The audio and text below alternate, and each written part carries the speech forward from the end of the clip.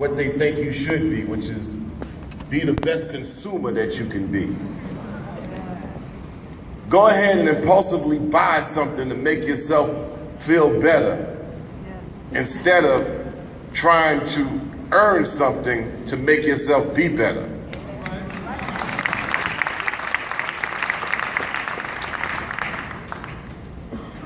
Grand Rapids is a heck of a town.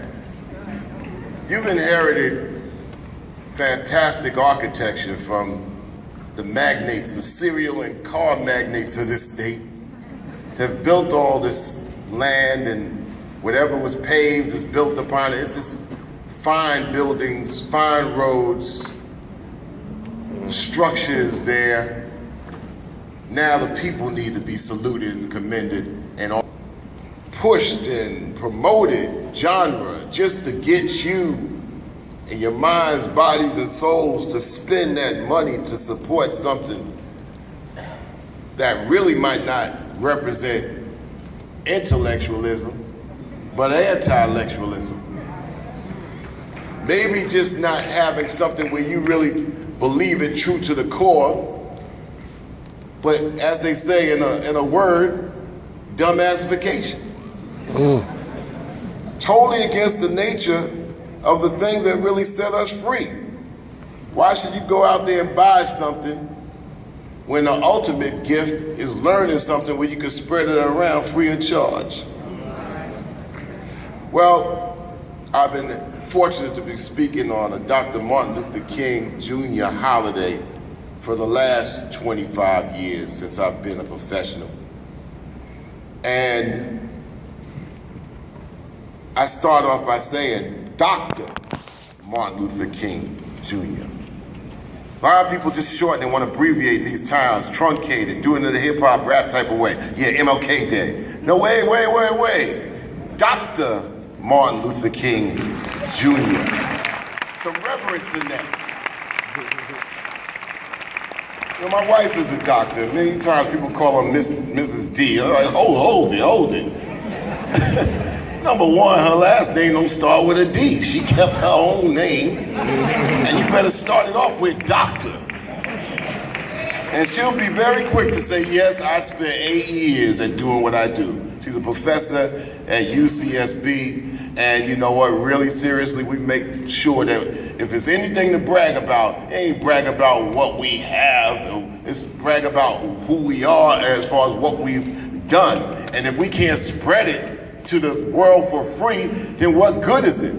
Gamble and Huff wrote a song called Now That You Found Love, What Are You Gonna Do With It? Once you find it, can you spread it? If you can't give $1 to everybody, but one thing you can do is what you got up here, you can give to the world.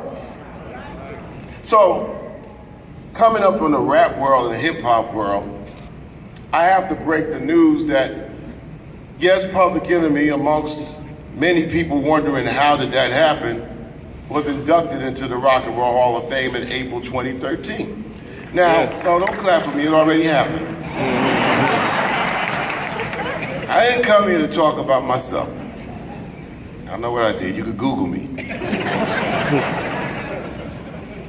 A month afterwards, I received an honorary doctorate degree from my college at Delphi University in front of 15,000 people in May of 2013. Now that was big for me. And of course, you know, the generation used the word hating a lot. So if I had to go into that vernacular, yeah, they hated on the brother in the Newsday, which is the Region's newspaper, and they said, oh, they giving honorary doctorates to rappers, end of the world. And what these fools fail to realize is I already got my degree, and I was the first rapper that ever got a degree in 1984. All right? Now, through all the trophies and accolades and things I've done in 92 countries and records that they say that you sold and concerts that keep going on and on, you know, what they can never, ever take away from me, my proudest achievement, was getting my degree in 1984. It gave me vision to see the world and not to be greedy with it at all. And that allowed me to put on a pair of glasses to society and to the country, and then being able to see what was around the world. And this was before actually going to your pocket and going to the internet or going to a computer. You had to go into the library and say, okay, that's what the United Kingdom is about. Okay, the United Kingdom is made up out of 3 countries. I could see myself there because I'm gonna prepare to go there. And through the gift of music and arts and culture, I was able to go there. So receiving the degree is something I knew that they never ever could take away from me, because I spent 6 years to get that 4-year degree. I got kicked out after my freshman year. Matter of fact, I told the story to the students earlier. I got kicked out because I went to school every day, just didn't go to class. Mistake. They gave me, I didn't give F's. Back then they gave you I's. Incomplete. Matter of fact, I couldn't believe it when I got my year-end paper. I kept turning it up and down, I kept saying the same thing. Kicked me right on out. Now, my parents are really frank about it. They're like, well, you know, we're disappointed, but really, you know, if you're gonna stay in this house, either you're gonna have to get a job or get back in school. Okay. So I immediately went back up to my college and talked to the dean of students. Dean of Arts and Sciences. This is in May 1979, and I said, well, can I get back in? And the dean, his name is Dean Davies, said, absolutely not.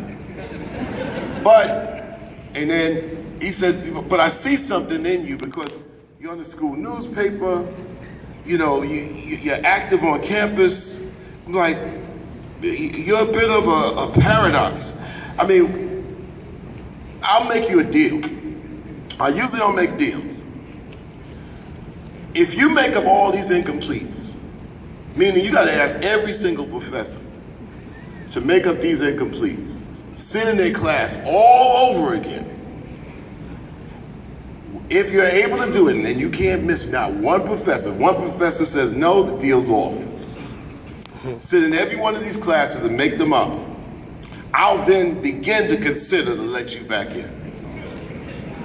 I had to ask each and every single one of 7 professors, can I sit in the class and make up the class and take it all over again on my time, which was really on their time, because a couple professors had sabbatical. They ain't gonna show up till next year, so.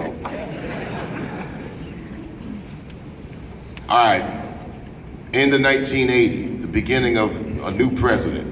Matter of fact, the beginning of